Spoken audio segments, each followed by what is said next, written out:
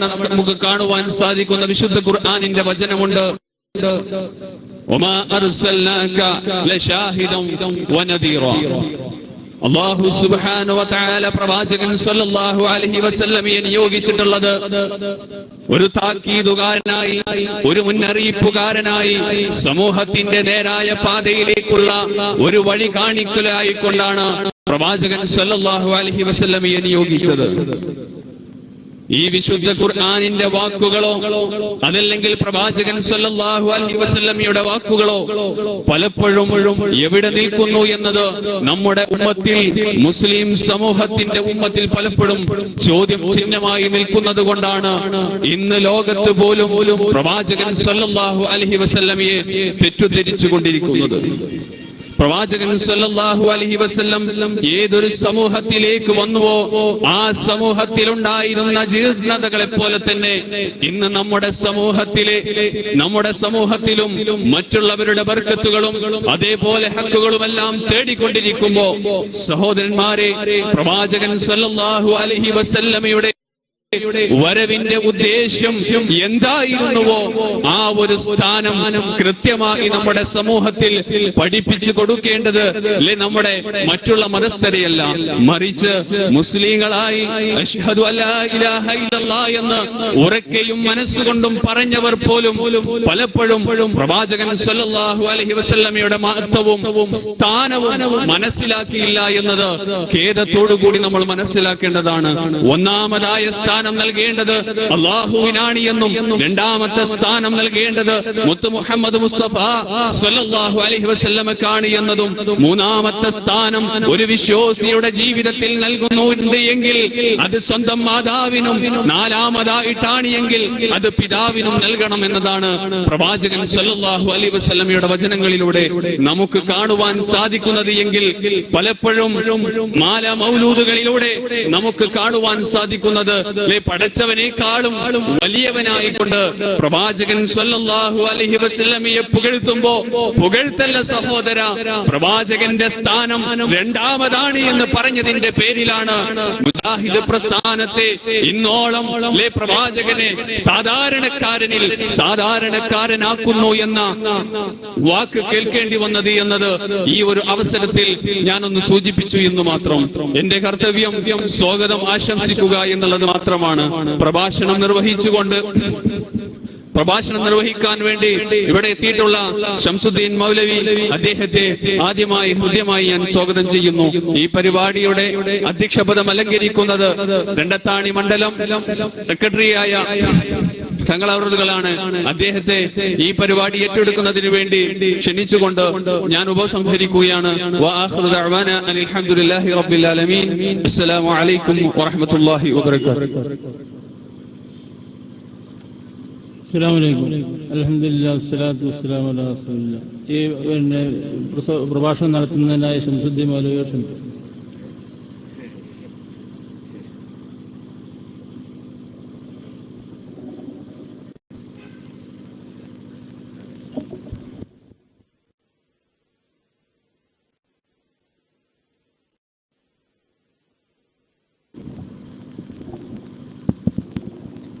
السلام عليكم ورحمة الله وبركاته.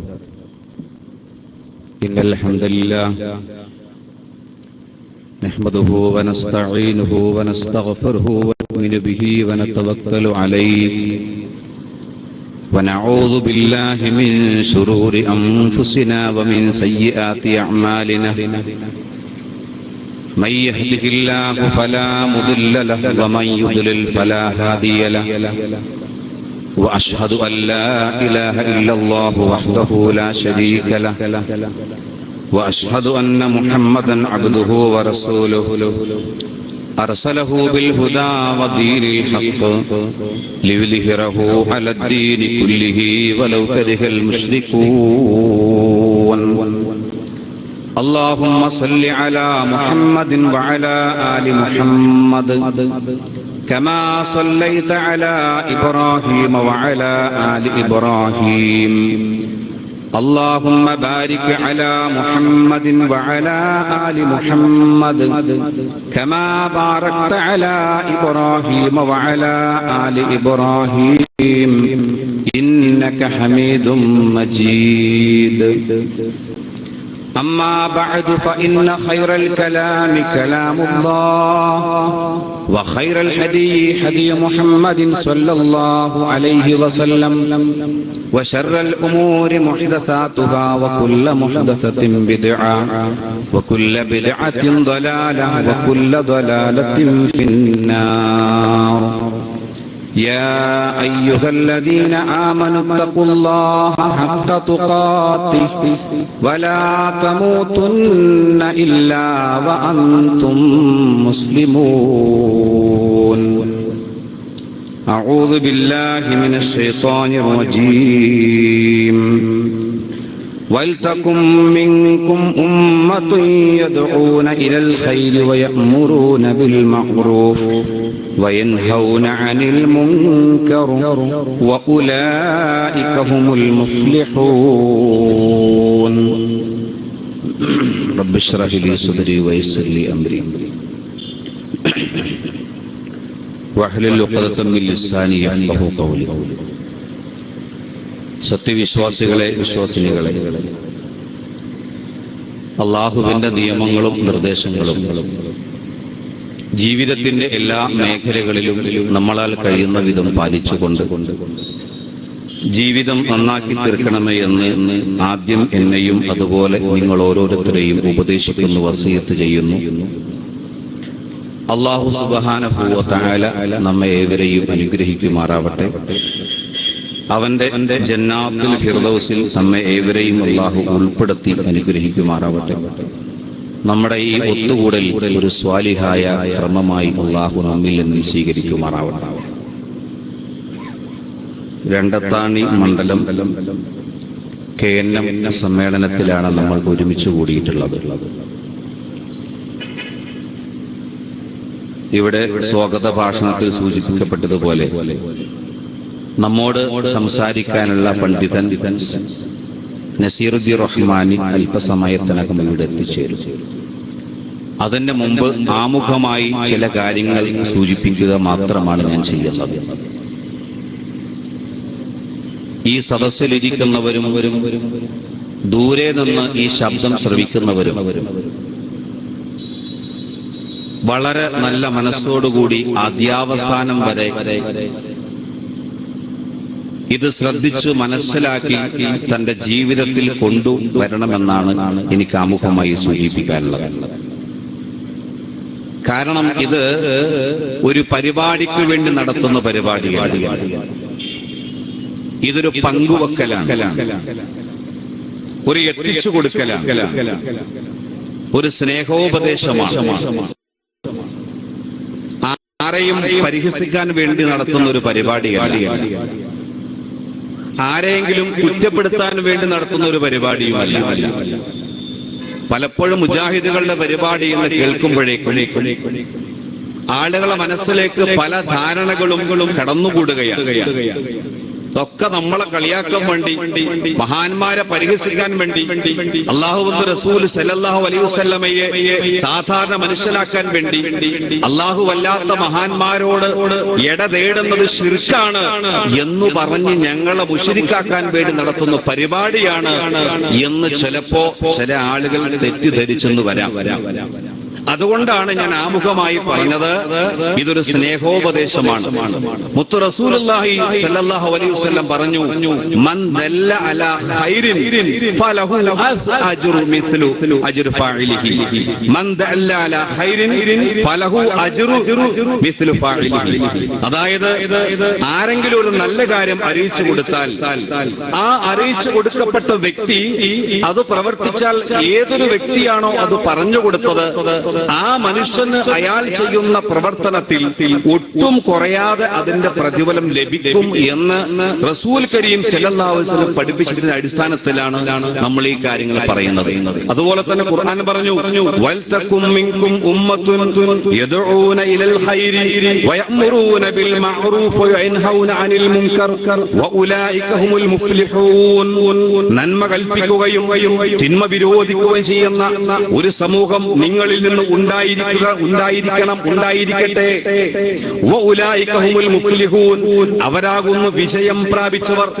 ഈ ആയത്ത് നെഞ്ചിലേറ്റിക്കൊണ്ട് സമൂഹത്തിൽ നടമാടുന്ന എല്ലാവിധ അനാശാസ പ്രവർത്തനങ്ങളെയും വിദ്യാർത്ഥികളെയും ഖുറാഫാത്തുകളെയും അന്ധവിശ്വാസങ്ങളെയും അനാചാരങ്ങളെയും ഞങ്ങൾ എതിർക്കുന്നു. അത് ചെയ്യുന്നത് ശരിയല്ല. നമ്മുടെ പരലോക വിജയത്തിന് ഒരിക്കലും അത് നിദാനമല്ല. നേരെ മറിച്ച് അത് അള്ളാഹുവിനോട് ചെയ്യുന്ന അപരാധമാണ് എന്ന് സ്നേഹബുദ്ധിയാൽ ഞങ്ങൾ ബോധ്യപ്പെടുത്തുകയാണ്. അതല്ലാതെ അതിന്റെ പേരിൽ ആരെയും ഞങ്ങൾ അവഹേളിക്കുന്നില്ല, പരിഹസിക്കുന്നില്ല. അവർ ചെയ്യുന്ന ഈ മുസ്ലിം സമുദായം ചെയ്തു കൂട്ടുന്ന ചില പ്രവർത്തനങ്ങളിലെ തെറ്റുകുറ്റങ്ങൾ സമൂഹത്തെ ബോധ്യപ്പെടുത്തുന്നു എന്ന് മാത്രം. അവരുടെ വിശ്വാസങ്ങളിലുള്ള വൈകല്യങ്ങളെ ചൂണ്ടിക്കാണിക്കുന്നു എന്ന് മാത്രം. അത് മാത്രമാണ് ചെയ്യുന്നത്. അതേപോലെ തന്നെ നരകത്തിലേക്ക് നടന്നെടുക്കുന്ന മനുഷ്യനെ സ്വർഗത്തിന്റെ പാത വെട്ടിത്തെളിച്ചു കൊടുക്കുന്നു. എല്ലാം മതമാണ്, എല്ലാം ഇസ്ലാമാണ് എന്ന് തെറ്റിദ്ധരിച്ചുകൊണ്ട് പല പ്രവർത്തനങ്ങളും ഇസ്ലാമിന്റെ പേരിൽ ചെയ്തു കൂട്ടുമ്പോ സ്നേഹബുദ്ധിയാ ഞങ്ങൾ പറയുന്നു, സഹോദരി അത് ശരിയല്ല. അത് അല്ലാഹുവിന്റെ റസൂൽ സല്ലല്ലാഹു അലൈഹി വസല്ലം പഠിപ്പിച്ചിട്ടില്ല, വിശുദ്ധ ഖുർആനിൽ നമ്മോട് കൽപ്പിക്കപ്പെട്ടിട്ടില്ല. അതുകൊണ്ട് അത്തരം വിശ്വാസങ്ങളും അത്തരം പ്രവർത്തനങ്ങളും ഒരിക്കലും നമ്മിൽ ഭവിക്കരുത്, നാം ചെയ്തു പോകരുത് എന്ന് സ്നേഹബുദ്ധിയാൽ അവരെ ഉപദേശിക്കുക മാത്രമാണ്. സഹോദരങ്ങളെ, ദുനിയവിയായ വിഷയം എടുത്തു നോക്കൂ. നിങ്ങൾ ഒരു മനുഷ്യൻ നടന്നു പോകുന്നു. ആ നടന്നു പോകുന്ന സമയത്ത് ഒരു പൊട്ടക്കിണർ കാണുന്നുവെങ്കിൽ, അന്ധനായ മനുഷ്യനാണെങ്കിൽ പ്രത്യേകിച്ച് നമ്മൾ ആ മനുഷ്യന്റെ കൈ പിടിച്ചു പറയുന്നു, സഹോദരാ, ഇവിടെ പൊട്ടക്കിണറുണ്ട്, അതുകൊണ്ട് ഒരിക്കലും അതിലേക്ക് ആ വഴിയിലൂടെ നടന്നു പോകരുത്, ശരിയായ പാതയിലൂടെ ഇതാ എന്റെ കൂടെ വരൂ എന്ന് പറഞ്ഞ് ആ മനുഷ്യനെ നല്ല പാതയിലൂടെ നമ്മൾ അങ്ങനെ കൊണ്ടുപോകുന്നു.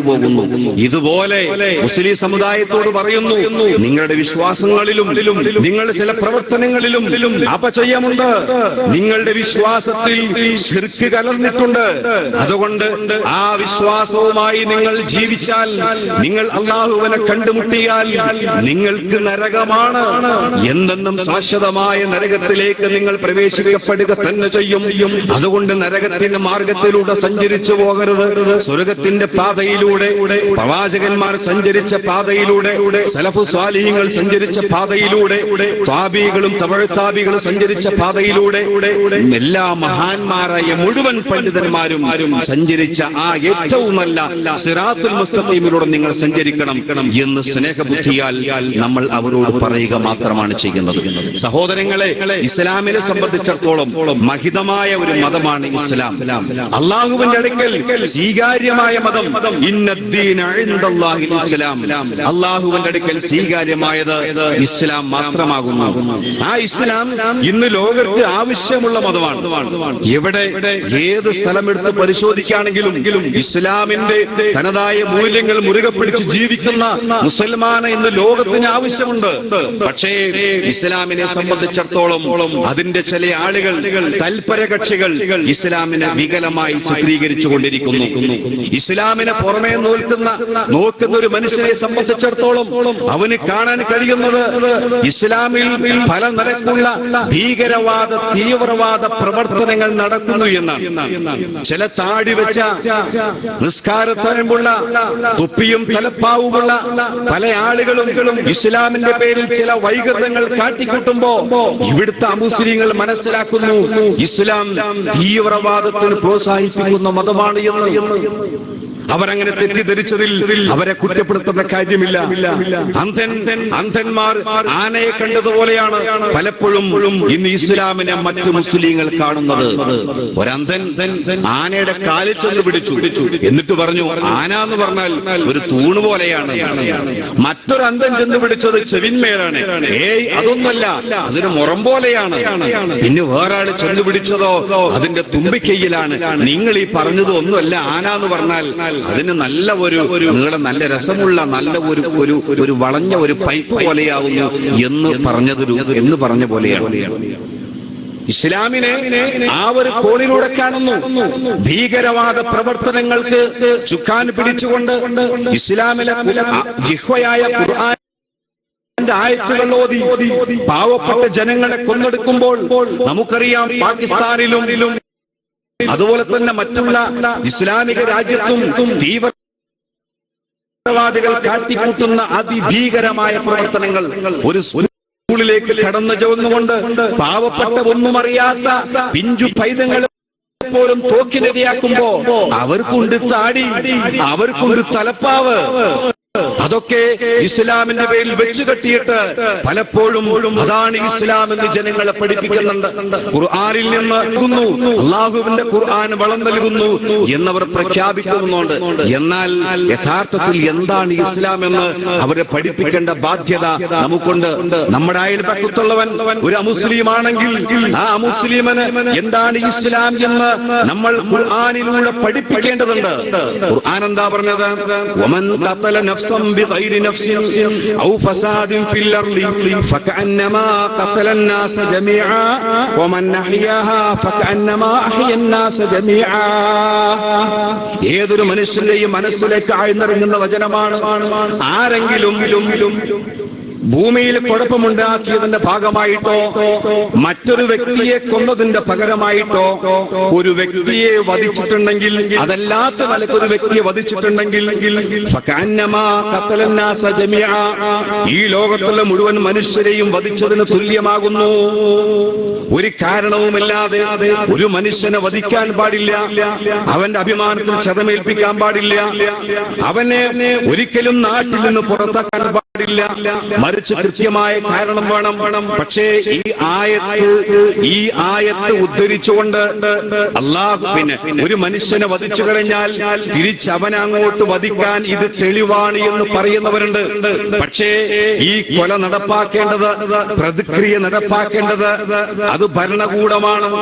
അതല്ലാതെ എന്റെ വീട്ടിലെ എന്റെ സുഹൃത്തിനെ, എന്റെ അനുജനെ ആരെങ്കിലും അറുകൊല ചെയ്താൽ നാളെ തിരിച്ച് കത്തിയുമായി ചെന്ന് അവനെ കുത്തിമലർത്തുക, അതൊരിക്കലും പ്രതിക്രിയയല്ല.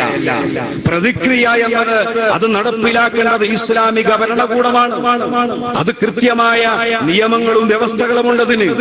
അതല്ലാതെ നമ്മൾ തോന്നിയ രൂപത്തിൽ പരസ്പരം അങ്ങോട്ടും ഇങ്ങോട്ടും പ്രതിക്രിയ നടത്തി കഴിഞ്ഞാൽ ഈ ലോകത്തൊരു മനുഷ്യന് ജീവിക്കാൻ കഴിയൂല. ഇത് മനസ്സിലാക്കിയിട്ട് പ്രതിക്രിയ കൊണ്ടുപോലും അതുകൊണ്ട് ഞങ്ങൾ അങ്ങനെ നടത്തുന്നു എന്ന് പറയുന്ന ആളുകൾ. മാത്രവുമല്ല, മഹാനായ റസൂൽ കരീം സല്ലല്ലാഹു അലൈഹി വസല്ലമയെ സംബന്ധിച്ച് ആളുകൾ തെറ്റിദ്ധരിച്ചിട്ടുണ്ട്. പ്രവാചകൻ ഒരു ഭീകരവാദിയാണ്, തീവ്രവാദിയാണ്. എന്താ തെളിവ്?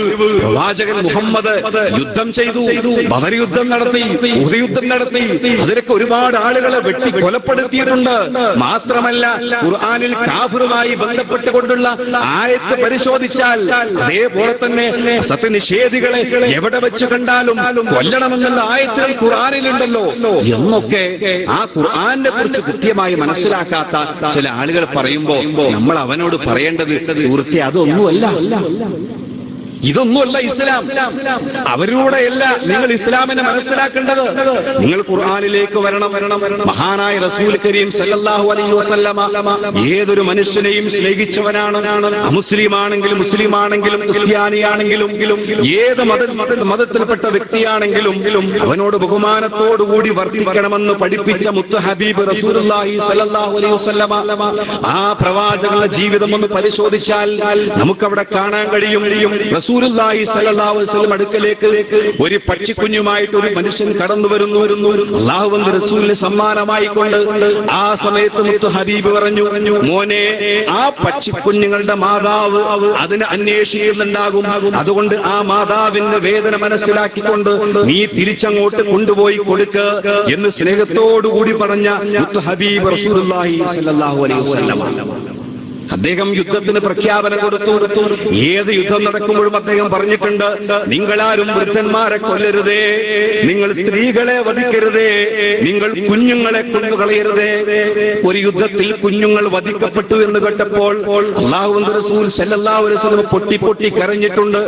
ആ കുഞ്ഞു ഹൃദയങ്ങളുടെ നോവ് അല്ലാഹുവിന്റെ റസൂലിന്റെ നോവായിരുന്നു. സഹോദരങ്ങളെ മനസ്സിലാക്കണം, നമ്മുടെ പാകിസ്ഥാനിൽ ഇസ്ലാമിന്റെ ഇസ്ലാമിന്റെ പേരിൽ ഇസ്ലാം നാമധാരികൾ പാവപ്പെട്ട കുഞ്ഞുങ്ങളെ കൊന്നൊടുക്കിയത് അല്ലാഹുവിന്റെ റസൂൽ സല്ലല്ലാഹു അലൈഹി വസല്ലം അറിഞ്ഞിരുന്നെങ്കിൽ എത്രമാത്രം ഏങ്ങി പൊട്ടിക്കരയുമായിരുന്നു. എന്നാൽ ആ കിരാതന്മാരുടെ ഇസ്ലാമിന്റെ ശത്രുക്കളുടെ കണ്ണിൽ നിന്ന് ഒരു കണ്ണുനീര് പോലും വന്നില്ല എന്നത് ലോകരെ നാം ചിന്തിക്കേണ്ട കാര്യമാണ്.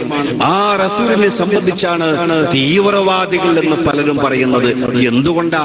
പ്രവാചകനെ യഥാർത്ഥത്തിൽ അവർ മനസ്സിലാക്കിയിട്ടില്ല. മനസ്സിലാക്കുന്നതോ ഈ ആളുകളുടെ പ്രവർത്തനം വെച്ച്. പ്രവാചകനെ അങ്ങേറ്റം മർദ്ദിച്ചിട്ടുണ്ട്. ലാ ഇലാഹ ഇല്ലല്ലാഹ് പറഞ്ഞതിന്റെ പേരിൽ റസൂൽ കരീം സല്ലല്ലാഹു അലൈഹി വസല്ലമ ഒരുപാട് മർദ്ദനങ്ങൾ സഹിക്കേണ്ടി വന്നിട്ടുണ്ട്, ഏറ്റുവാങ്ങിയിട്ടുണ്ട്. പക്ഷേ റസൂലുള്ളാഹ് എല്ലാം പൊറുത്തു. എന്തുകൊണ്ട്? ഇവരൊക്കെയും സ്വർഗത്തിന്റെ ആളുകളായിട്ട് വരണം. ഇവരൊക്കെയും സ്വർഗത്തിന്റെ ആളുകളാകണം. എല്ലാവരെയും ശത്രുക്കളായി മുദ്രകുത്തിയാൽ പിന്നെ എന്റെ ദൗത്യ നിർവഹണം ഞാൻ എവിടെയാണ് നിർവഹിക്കുന്നത്? എന്റെ ദൗത്യം എന്താ? റസൂലുള്ള പറഞ്ഞില്ലേ, ഞാൻ എന്റെയും നിങ്ങളുടെയും ഉദാഹരണം ഒരു തീ കത്തിച്ചൊരു മനുഷ്യനെ പോലെയാണ്. ആ തീയിലേക്ക് പാറ്റകളും പ്രാണികളും അടുക്കുമ്പോ ആ മനുഷ്യൻ തന്റെ കൈകൾ കൊണ്ട് എല്ലാത്തിനെയും തട്ടിമാറ്റുന്നു. വിശ്വാസികളെ ഞാൻ നിങ്ങളുടെ അരക്കത്തിന് പിടിക്കുകയാണ്, നിങ്ങൾ നരകത്തിലേക്ക് പോകുമ്പോൾ നരകത്തിലേക്ക് പോകരുത് എന്ന നല്ല മനസ്സോടുകൂടി അരകത്തിനെ പിടിച്ചു വലിക്കുന്നു. പക്ഷേ നിങ്ങൾ എന്റെ കയ്യിൽ നിന്ന് കുതറി നരകത്തിലേക്ക് പോകുന്നു. പ്രവാചകൻ ചെയ്യുന്ന പണി അതാണ്. പ്രവാചകൻ ചെയ്ത പണി അതാണ്. ഒരിക്കൽ ഒരു ജൂതനായ പയ്യൻ, നമുക്കറിയാവുന്ന ഒരു സംഭവമാണ്, മരിക്കാൻ കിടക്കുന്ന സമയത്ത് മുത്തു ഹബീബ് റസൂലുള്ളാഹി സ്വല്ലല്ലാഹു അലൈഹി വസല്ലമ അവിടെ ചെന്നിട്ട് പറഞ്ഞു, മോനെ നീ ലാ ഇലാഹ ഇല്ലല്ലാഹ് പറയ്, മോനെ ലാ ഇലാഹ ഇല്ലല്ലാഹ് പറയ് മോനെ. ആ സമയത്ത് ആ പയ്യൻ തന്റെ പിതാവിന്റെ മുഖത്തേക്ക് നോക്കിയപ്പോ, മോനെ അബുൽ ഖാസിം പറഞ്ഞ പോലെ നീ പറഞ്ഞോളൂ. ആ കുട്ടി അവസാനമായിട്ട് ലാ ഇലാഹ ഇല്ലല്ലാഹ് എന്ന വചനം ഉച്ചരിച്ചുകൊണ്ട് മരണപ്പെട്ടു പോയപ്പോ മുത്ത് ഹബീബ് റസൂലുള്ളാഹി സ്വല്ലല്ലാഹു അലൈഹി വസല്ലമ സന്തോഷത്തോടുകൂടി ആ വീട്ടിൽ നിന്നും ഇറങ്ങിപ്പോരുകയാണ്. ഇതാണ് മുത്ത് ഹബീബ്. അദ്ദേഹത്തെ മർദ്ദിച്ചവർക്ക് റസൂലുള്ള മാപ്പ് കൊടുത്തു. മക്കം ഫത്ഹിന്റെ ചരിത്രം ഇവിടുത്തെ മുസ്ലിങ്ങൾക്ക് അറിയില്ല. ലോകത്ത് ഇന്നേ വരെ തുല്യതയില്ലാത്ത ചരിത്രമാണ് മക്കം ഫത്ഹിന്റേത്. തന്നെ ആക്രമിച്ചവർ, തന്റെ കഴുത്തിൽ ചീഞ്ഞളിഞ്ഞ ഒട്ടകത്തിന്റെ കുടൽമാല ചാർത്തിയവർ, ഉഹദ് യുദ്ധത്തിൽ തന്റെ ഏറ്റവും പ്രിയപ്പെട്ട ഹംസ മൂത്താപ്പയായ ഹംസ റളിയല്ലാഹു അൻഹുവിനെ കൊന്നു മാത്രല്ല, അദ്ദേഹത്തിന്റെ മാരിടം പിളർത്ത് നെഞ്ചെടുത്ത് ഹൃദയമെടുത്ത് കടിച്ചു തുപ്പിയ ഹിന്ദു വരെ അവിടെയുണ്ട്. ആ സമയത്ത് റസൂലുള്ളാഹി സ്വല്ലല്ലാഹു അലൈഹി വസല്ലമ ലോകത്തിന് തുല്യതയില്ലാത്ത പ്രഖ്യാപനമാണ് നടത്തുന്നത്. എന്താ പറഞ്ഞത്? നിങ്ങൾ എല്ലാവരും സ്വതന്ത്രരാണ് കൂട്ടരെ, ഞാൻ എല്ലാം ക്ഷമിച്ചിരിക്കുന്നു, എല്ലാം സഹിച്ചിരിക്കുന്നു എന്ന് പറഞ്ഞുകൊണ്ട് എല്ലാ മനുഷ്യരോടും ക്ഷമിച്ച ആ വിശാലതയുള്ള ഹൃദയത്തിന്റെ ഉടമയായ മുത്ത് ഹബീബ് റസൂലുള്ളാഹി സ്വല്ലല്ലാഹു അലൈഹി വസല്ലമ ആ പ്രവാചക തിരുമേനി സ്വല്ലല്ലാഹു അലൈഹി വസല്ലമയെ സംബന്ധിച്ച് എങ്ങനെയാണ് സഹോദരങ്ങളെ ഈ നിലക്ക് ഒരു തീവ്രവാദിയായി ചിത്രീകരിക്കാൻ സാധിക്കുക? അപ്പൊ ഇതിന് വളം വെച്ചു കൊടുത്തത്, അങ്ങനെ മറ്റു മതക്കാർ വ്യാഖ്യാനിക്കാൻ ഇടവന്നത് ഇസ്ലാമിനെ കൃത്യമായി മനസ്സിലാക്കാതെ എവിടുന്നൊക്കെ പഠിച്ചിട്ട് ഞങ്ങളും ഇസ്ലാമിന്റെ കാവലാളാണ്, അവിടെ ശത്രു, ഇവിടെ ശത്രു, മുന്നിൽ ശത്രു, പിന്നിൽ ശത്രു, എല്ലാവരും ശത്രുക്കളാണ് എന്ന് പറഞ്ഞുകൊണ്ടുള്ള ദുർവ്യാഖ്യാനം. അതുകൊണ്ട് മുസ്ലിം സുഹൃത്തുക്കളോട് പറയാനുള്ളത്, മഹിതമായ ഇസ്ലാം അള്ളാഹുവിന്റെ അടുക്കൽ, ഈശ്വരന്റെ അടുക്കൽ, ദൈവത്തിന്റെ അടുക്കൽ സ്വീകാര്യമായ മതമായ ഇസ്ലാം അത് നിങ്ങൾക്ക് വാരി പണരാം. ആ മതത്തിന്റെ ഖുർആൻ, ഗ്രന്ഥമായ ഖുർആൻ, പരിശുദ്ധ ഖുർആൻ, അത് ജനങ്ങളെ വിളിച്ചുകൊണ്ട് പറയുന്ന ഖുർആനാണ്. യാ അയ്യുഹന്നാസ്, ഏ ജനങ്ങളെ എന്ന് വിളിച്ചുകൊണ്ട് അഭിസംബോധന ചെയ്യുന്ന ഖുർആൻ അത് ഒരു മുസ്ലിമിന്റെ മാത്രം ഗ്രന്ഥമല്ല, എല്ലാവരുടെയും ഗ്രന്ഥമാണ്. അതുകൊണ്ട് അത് നിങ്ങൾ പഠിക്കണം, മനസ്സിലാക്കണം. അങ്ങനെ മനസ്സിലാക്കി നിങ്ങളുടെ ജീവിതത്തിന് ഒരു അർത്ഥമുണ്ടാക്കണമെന്ന് ഈ വേളയിൽ സൂചിപ്പിക്കുകയാണ്. സഹോദരങ്ങളെ, പിന്നെ മറ്റൊരു വശം പരിശോധിച്ചാൽ ഇസ്ലാമിനെ ദൂരം നിന്ന് വീക്ഷിക്കുന്ന ആളുകൾക്ക് എന്താ മനസ്സിലാക്കാൻ കഴിയാന്നറിയോ? ഇസ്ലാമിലുണ്ട് ഈ ഖബറുകളെ പൂജിക്കൽ. ക്ഷേത്രങ്ങളിലൊക്കെ നാട്യവെച്ച വിഗ്രഹമുണ്ടാകും. എന്നാൽ ചില പള്ളിയുമായി ബന്ധപ്പെട്ടുകൊണ്ടോ അവിടെ കിടത്തി വെച്ച ഖബറുണ്ടാകും. എന്നിട്ട് ആ ഖബറിങ്ങൾ ചെന്നുകൊണ്ട് തന്റെ വിഷമങ്ങളും ബുദ്ധിമുട്ടുകളും പ്രയാസങ്ങളും അവതരിപ്പിക്കുന്ന മനുഷ്യൻ. ഇത് കാണുമ്പോ ഒരു അമുസ്ലിം സുഹൃത്തിന് ഇങ്ങോട്ട് വരാൻ കഴിയോ? എന്തിനാ ഞാൻ അങ്ങോട്ട് പോകുന്നത്? എന്തിന് ഞാൻ അങ്ങോട്ട് പോകണം? ഏകദൈവ വിശ്വാസത്തിന് പകരം ബഹുദൈവ വിശ്വാസം സ്വീകരിച്ചുകൊണ്ട് പ്രവർത്തിക്കുന്ന മുസ്ലിങ്ങളിലേക്ക് ഞാൻ എന്തിനു പോകണം? എന്റെ എല്ലാ സങ്കടങ്ങളും അർപ്പിക്കാൻ എനിക്ക് ജഗതീശ്വരൻ വേണം. ഇവിടെ ചെന്ന് അതുണ്ടോന്നാ? എന്തേ കാരണം എന്നറിയോ? ഈ നിലക്ക് ഇസ്ലാമിന്റെ പേരിൽ പല വ്യതിയാനങ്ങളും വരുത്തിയിട്ട് സ്വന്തം താല്പര്യങ്ങൾക്ക് അനുകൂലമായിട്ട് ഇസ്ലാമിനെ വെട്ടിമുറിച്ച പൗരോഹിത്യം അവർ തങ്ങളുടെ പോക്കറ്റ് വീർപ്പിക്കാൻ വേണ്ടി ഉണ്ടാക്കിയ സംവിധാനമാണ് ഈ ഖബർ സിയാറത്ത് എന്ന് പറഞ്ഞത്. ഇതാരും ഒരൊറ്റ പ്രവാചകൻ മാത്രമല്ല, ഒരൊറ്റ സലഫ് സ്വാലിഹീങ്ങളോ അതുപോലെ തന്നെ മഹാന്മാരായ ഇമാമിയങ്ങളോ ആരും അംഗീകരിക്കാത്ത, അവരാരും അനുവാദം കൊടുക്കാത്ത സംഗതിയാണ് ഈ ലോകത്ത് എല്ലാവർക്കും അറിയാം. ഒരിക്കൽ സഹോദരങ്ങളെ, ചെരുപ്പശ്ശേരിയിൽ നിന്ന് കൊപ്പത്തേക്ക് ഞാൻ യാത്ര ചെയ്യാം. എന്റെ അടുത്ത് ഒരു മുസ്ലിയാർ ഇരിക്കും. അപ്പൊ അദ്ദേഹവുമായിട്ട് ഇങ്ങനെ സംസാരിച്ചപ്പോ അദ്ദേഹം പറഞ്ഞൊരു കാര്യമുണ്ട്. ഞാൻ മദ്രാസിൽ ജോലി ചെയ്യുന്ന ഒരു മുദരിസാണ്. എന്റെ പള്ളിയുടെ അടുക്കൽ ഒരു മഖബറയുണ്ട്. ആ മഖബറയിലേക്ക് ആളുകൾ ദിനേന എന്നോണം പോവുകയാണ്. ഞാൻ കിതാബ് എടുത്ത് പരിശോധിച്ചപ്പോൾ ഒരു തെളിവ് ഞാൻ കണ്ടില്ല.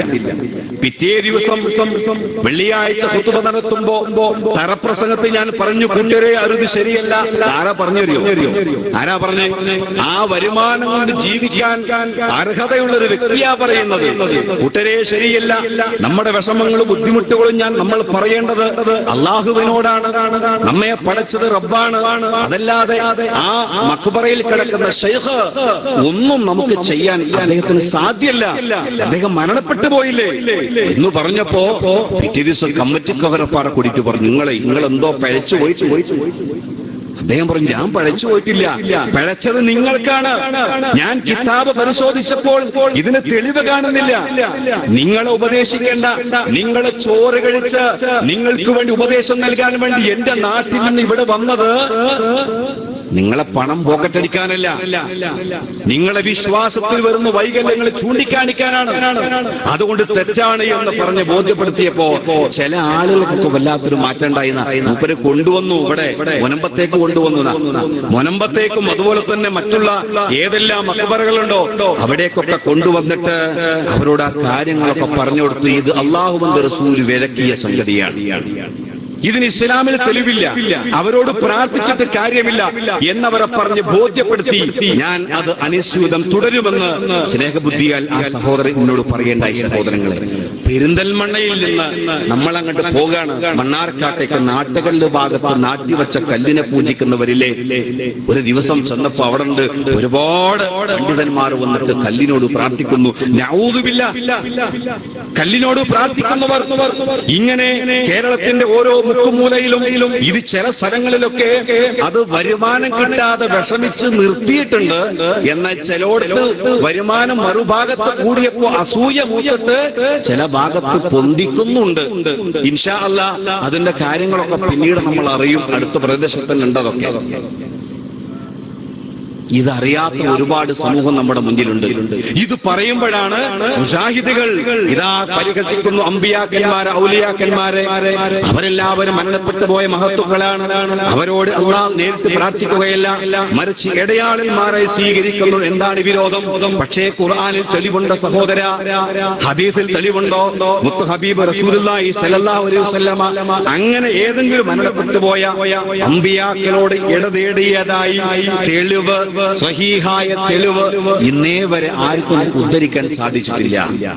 മാത്രവുമല്ല, നഹാ റസൂലുള്ളാഹി സ്വല്ലല്ലാഹു അലൈഹി വസല്ലം അൻ യുജസ്സിൽ ഖബ്റു വ അൻ യുഖഅദ അലൈഹി വ അൻ യുബ്നാ അലൈഹി, ഖബർ കെട്ടിപ്പൊക്കുന്നത്, അതിന്റെ മുകളിൽ കുമ്മായമിടുന്നത്, അതിന്റെ മുകളിൽ ഇരിക്കുന്നത്, കെട്ടിടം പണിയുന്നത്, ഇതെല്ലാം അല്ലാഹുവിന്റെ റസൂൽ വിരോധിച്ചിരിക്കുന്നു. അതൊക്കെ പ്രവാചകൻ വിരോധിച്ച സംഗതിയാണ്. ആ വിരോധിച്ച സംഗതിയുമായിട്ട് നമ്മൾ മുന്നോട്ട് പോകുന്നുവെങ്കിൽ നമ്മുടെ ഹൃദയത്തിൽ മുത്ത് ഹബീബിനോട് ഒട്ടും സ്നേഹമല്ലട്ടോ. പ്രവാചകനെ സ്നേഹിക്കുന്നവരാണ് എന്ന് പറഞ്ഞ് ഒരു മാസക്കാലം അല്ലാഹുവിന്റെ റസൂലിന്റെ മദ്ഹ് പറയുന്ന സഹോദരന്മാർ ഒന്ന് നെഞ്ചത്ത് കൈവച്ച് ആലോചിക്കണം. നെഞ്ചത്ത് കൈവച്ച് ആലോചിക്കണം.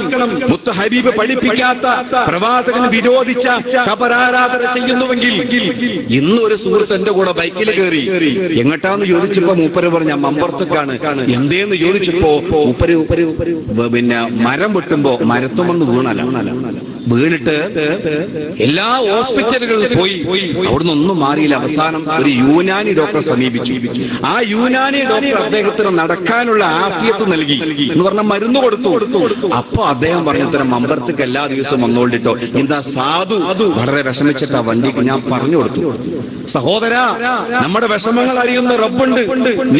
നിങ്ങൾക്ക് നടക്കാൻ ആഫിയത്ത് നൽകിയത് ആ മമ്പുറന്തങ്ങളല്ല, മറിച്ച് അള്ളാഹുവാണ്.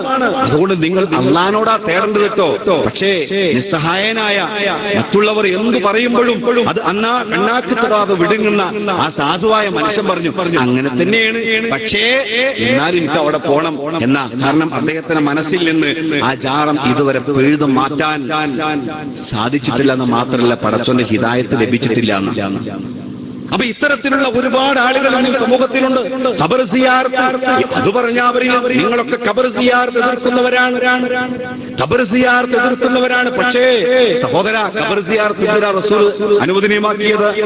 ഇന്നഹാ തുദക്കിറുൽ ആഖിറ, മരണത്തെ ഓർക്കാൻ വേണ്ടിയാണ്, മരണത്തെ ഓർക്കാൻ വേണ്ടിയാണ്. ഇന്നല്ലെങ്കിൽ നാളെ എന്റെ കുടുംബത്തെ വെട്ടിയേച്ചുകൊണ്ട് ആരുടെ മണ്ണിലേക്ക് യാത്ര പോകേണ്ടവനാണ് ഞാൻ. അവിടെ കിടക്കുന്ന ഓരോ സത്യവിശ്വാസിയും എത്ര സമ്പാദിച്ചിട്ടില്ല, ആ സമ്പാദ്യവുമായി ഇങ്ങോട്ട് വന്നിട്ടില്ല.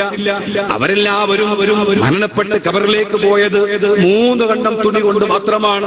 എല്ലാ സമ്പത്തും ഇവിടെ ബാക്കിയാക്കിയിട്ടുണ്ട്. അതുകൊണ്ട് ഇന്നല്ലെങ്കിൽ നാളെ എനിക്കും അവിടെ പോയി കിടക്കണം. അവിടെ ഖബറിൽ എന്റെ കൂടെ എന്റെ അമലുകൾ മാത്രമേ ബാക്കിയായി ഉണ്ടാവുകയുള്ളൂ എന്നിങ്ങനെ ഓർമ്മിക്കാൻ വേണ്ടിയാണ് മുത്ത് ഹബീബ് റസൂലുള്ളാഹി സ്വല്ലല്ലാഹു അലൈഹി വസല്ലമ ഖബർ സിയാറത്ത് സുന്നത്താക്കിയത്. അതിനിപ്പോ അജ്മീർ പോണ്ട, നാഗൂര് പോണ്ട, അതിന് പോണ്ടത് നമ്മുടെ മക്ബറയ്ക്ക് പോയാൽ മതി. പൊന്തക്കാട് കാട് പിടിച്ചു കിടക്കുന്ന നമ്മുടെ നാട്ടിലെ ഖബർസ്ഥാൻ ഉണ്ടല്ലോ, അവിടെ പോയാൽ തന്നെ അത് കിട്ടും. ഒരിക്കൽ പീഡികത്തിണ്ടയിൽ വെച്ച് ഒരു സുന്നി സുഹൃത്ത് പറയണ്ടായി, മോനെ ഇജ്ജ് എന്തിനാ അജ്മീറിലേക്ക് പോണത്? നമ്മുടെ നാട്ടിൽ ഖബറില്ലേ, അവിടെ പോയിട്ട് നിനക്ക് സിയാർത്ത് ചെയ്തുകൂടെ? എന്നിട്ട് ആ സുഹൃത്ത് പറയും, ഇതൊക്കെ ഉണ്ടാക്കണം ചില ആളുകൾക്ക് അവിടെ പോകാനുള്ള താല്പര്യം മൂലമാകുന്ന ഇങ്ങനെ ജനങ്ങളുടെ വിശ്വാസം പോക്കറ്റടിക്കാൻ വേണ്ടി ശ്രമിക്കുന്ന ആളുകൾ. അവരതിന്റെ വക്താക്കളായിട്ട് മാറുന്നത് എന്തുകൊണ്ടാ? അതിന്റെ പിന്നിലുള്ള ഒരുപാട് ലാഭം അവർക്കുണ്ട് എന്നാണ്. ഇത് കേൾക്കുമ്പോ സഹോദരങ്ങളെ ഒരിക്കലും നിങ്ങളെ ബുദ്ധിമുട്ടിക്കുകയാണ്, പരിഹസിക്കുകയാണ് എന്ന് വിചാരിക്കരുത്. നമ്മുടെ വിശ്വാസത്തിലും നമ്മുടെ പ്രവർത്തനങ്ങളിലും തെറ്റ് അത് ചൂണ്ടിക്കാണിക്കുക മാത്രമാണ്. ഒരിക്കലും മരണപ്പെട്ടവരെ കേൾപ്പിക്കാൻ സാധ്യമല്ല എന്ന് റസൂലുള്ളാഹി സ്വല്ലല്ലാഹു അലൈഹി വസല്ലമയോട് അല്ലാഹു പറഞ്ഞതാണ്. മാത്രമല്ല ഖുർആൻ പറഞ്ഞു, لا يسمعوا دعاءكم ولو سمعوا ما استجابوا لكم ويوم القيامة يكفرون بشرككم. നിങ്ങൾ അവരെ വിളിച്ചു കഴിഞ്ഞാൽ നിങ്ങളെ പ്രാർത്ഥന അവർ കേൾക്കുന്നതല്ല. വലൗ സമിഉ, ഇനി കേട്ടു എന്ന് വിചാരിച്ചാൽ തന്നെ മസ്തജാബു ലക്കും, ഒരിക്കലും ആ പ്രാർത്ഥനയ്ക്ക് ഉത്തരം നൽകാൻ അവർക്ക് സാധ്യമേ അല്ല. നിങ്ങളുടെ ഏത് വിളിയും കേട്ട് അത് ഭാഷ തിരിച്ചു മനസ്സിലാക്കിയിട്ട് അതിന് ഉത്തരം നൽകാൻ ഈ ഖബറാളികൾക്ക് സാധ്യമല്ല എന്ന് ഖുർആൻ പറയുകയാണ്. മാത്രമല്ല അതിന് കഴിവുള്ള ഒരുത്തൻ ഈ ലോകത്തുണ്ട്. ആരാണ്? സർവശക്തനായ തമ്പുരാൻ അല്ലാഹു.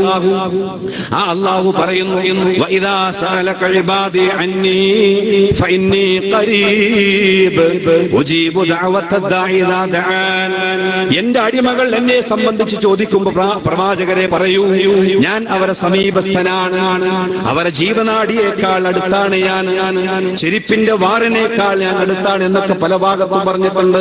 അതുകൊണ്ട് എന്നോട് ആരെങ്കിലും ചോദിച്ചാൽ അതിന് കൃത്യമായി ഞാൻ ഉത്തരം നൽകും. എനിക്കതിന് പ്രയാസമില്ല. ഒരടിമ എത്ര തെറ്റ് ചെയ്ത് എന്നോട് ഖേദിച്ചു മടങ്ങിയാലും ആ പശ്ചാത്താപം സ്വീകരിക്കാൻ ഞാൻ തയ്യാറാണ്. മുത്ത് ഹബീബ് റസൂലുള്ളാഹി സ്വല്ലല്ലാഹു അലൈഹി വസല്ലം പറഞ്ഞിട്ടുണ്ട്, രാത്രി ഒരു അടിമ റബ്ബിനോട് പശ്ചാത്തപിക്കുന്നുവെങ്കിൽ ആ പശ്ചാത്താപം സ്വീകരിക്കാൻ പകൽ സമയം വരെ അള്ളാഹു കൈകൾ ഉയർത്തുമെന്നാണ്. ഇങ്ങനെ ഏത് അവസ്ഥയിലും ഏത് ഘട്ടങ്ങളിലും ഏത് പ്രയാസങ്ങളിലും നമ്മുടെ വിളി കേൾക്കാൻ സദാ പടച്ചവൻ സന്നദ്ധനാണ്. ആ അർഹമുർ റഹീമനായ തമ്പുരാനെ കൃത്യമായി മനസ്സിലാക്കാത്തത് കൊണ്ട് ആളുകൾ ചോദിക്കുന്നു ഇങ്ങനെയുള്ള മരണപ്പെട്ടു പോയ ആളുകളോട്. മാത്രമല്ല മറ്റൊരായത്തിലുള്ള പറയുന്നു, വഖാല റബ്ബുക്കും, ഇതാ നിങ്ങളുടെ രക്ഷിതാവ് പറയുന്നു, ഉദ്ഉനി അസ്തജിബ് ലക്കും, നിങ്ങൾ എന്നോട് പ്രാർത്ഥിക്കൂ, ഞാൻ നിങ്ങൾക്ക് ഉത്തരം നൽകാം. ഇന്നല്ലദീന യസ്തക്ബിറൂന അൻ ഇബാദതി സയദ്ഖുലൂന ജഹന്നമ ദാഖിരീൻ. എന്നെ ആരാധിക്കാതെ ആ ആരാധനയിൽ അഹങ്കാരം നടിക്കുന്നവരാരോ അവർ നിന്ദരായി കൊണ്ട് നരകത്തിൽ പ്രവേശിക്കുന്നവരാകുന്നു. അള്ളാഹുവിനോട് ചോദിക്കുന്നതിനു പകരം തന്റെ പ്രയാസങ്ങൾ മറ്റുള്ള ആളുകളോട്, അത് അമ്പിയാക്കളാണെങ്കിലും ഔലിയാക്കളാണെങ്കിലും എത്ര വലിയ മഹാനാണെങ്കിലും അവരോട് ചോദിച്ചാൽ അത് ശിർക്കാണ്. വമൻ യുശ്രിക് ബില്ലാഹ്, ആരെങ്കിലും അള്ളാഹുവിൽ പങ്കു ചേർത്താൽ ഫഖദ് ഹറമല്ലാഹു അലൈഹിൽ ജന്ന, അവന്റെ സങ്കേതം നരകമാണ്. അവന്റെ സങ്കേതം അവന് സ്വർഗ്ഗം നിഷിദ്ധമാക്കിയിരിക്കുന്നു. ഫഖദ് ഹറമല്ലാഹു അലൈഹിൽ ജന്ന, അവന് സ്വർഗ്ഗം നിഷിദ്ധമാക്കിയിരിക്കുന്നു. വമഅവാഹുൻ നാർ, അവന്റെ സങ്കേതം നരകമാണ്. വമാലി അക്രമികളായ ആളുകൾക്ക് ഒരു സഹായവും ഇല്ല. വളരെ ഗൗരവത്തിൽ മനസ്സിലാക്കണം. നമ്മുടെ വിശ്വാസത്തിൽ മായം കലർന്നാൽ നമ്മൾ അള്ളാഹുവിനോട് ചോദിക്കേണ്ട ചോദ്യം മറ്റ് ഏതെങ്കിലും മനുഷ്യരോട് ചോദിച്ചാൽ, മഹാന്മാരോട് ചോദിച്ചാൽ നമ്മൾ ചെയ്യുന്നത് ഭയങ്കരമായ ശിർക്കാണ്. ഇന്ന ശിർക ലദുൽമുൻ അദീം, ശിർക്ക് ഭയങ്കര പാപമാണ്. പാപം എന്നല്ല, പാതകമാണ്. അള്ളാഹ്ക്ക് ഏറ്റവും കൂടുതൽ വെറുപ്പുള്ള സംഗതി ശിർക്കാണ്. ഏത് തെറ്റ് ചെയ്താലും അള്ളാഹു പൊറുക്കും. വ്യഭിചരിച്ചാൽ പടച്ചവൻ പൊറുക്കും. അതുപോലെ തന്നെ മോഷണം നടത്തിയാൽ അള്ളാഹു പൊറുക്കും. ഇങ്ങനെ ഏതേത് തെറ്റുകൾ ചെയ്താലും പടച്ചവൻ പൊറുക്കും. പക്ഷേ ഒരാൾ ശിർക്ക് ചെയ്താൽ അള്ളാഹു ആ ശിർക്ക് പൊറുക്കൂല. അത് അള്ളാഹ്ക്ക് ഏറ്റവും കൂടുതൽ വെറുപ്പുള്ള സംഗതിയാണ്. പ്രവാചകനോട് വരെ പറഞ്ഞു, താങ്കളെങ്ങാനും ശിർക്ക് ചെയ്തു കഴിഞ്ഞാൽ താങ്കളുടെ പ്രവർത്തനങ്ങൾ വരെ പൊലിഞ്ഞു പോകും അല്ലാഹുവിന്റെ റസൂലേ, അതൊരിക്കലും സ്വീകരിക്കില്ല. അതുകൊണ്ട് ഒരിക്കലും താങ്കളിൽ നിന്ന് ശിർക്ക് വരാൻ പാടില്ല എന്ന് ഹബീബ് റസൂലുള്ളാഹി സ്വല്ലല്ലാഹു അലൈഹി വസല്ലമയോട് അല്ലാഹുവിന്റെ പ്രഖ്യാപനമാണ്. പടച്ചവൻ പറയുന്നു, അലൈസല്ലാഹു ബികാഫിൻ അബ്ദ, അലൈസല്ലാഹു ബികാഫിൻ അബ്ദ, അല്ലാഹുവിന്റെ ദാസന് അല്ലാഹു പോരെ, അല്ലാഹുവിന്റെ ദാസന് അല്ലാഹു പോരെ. ജീവിതത്തിലെ എല്ലാ അനുഗ്രഹങ്ങളും നൽകിയ പടച്ച തമ്പുരാൻ, ആ തമ്പുരാനോട് തന്റെ വിഷമങ്ങൾ ഏറ്റുപറഞ്ഞാൽ അവൻ എന്തുണ്ട്, അവന് പോരെ എന്നാ പടച്ചോൻ ചോദിക്കുന്നത്.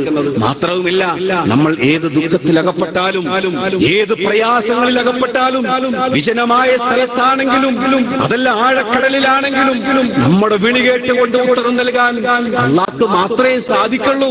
അള്ളാഹു വല്ലാത്ത ഒരാളും നമ്മളെ സഹായിക്കൂല. ഖുർആൻ ഒരുപാട് ഭാഗത്ത് പറഞ്ഞു.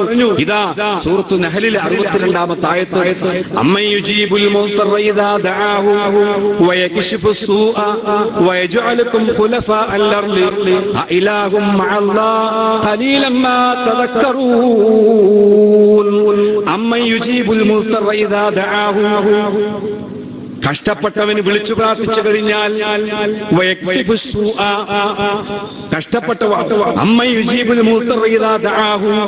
കഷ്ടപ്പെട്ടവന് വിളിച്ചു പ്രാർത്ഥിച്ചാൽ അവൻ ഉത്തരം നൽകുകയും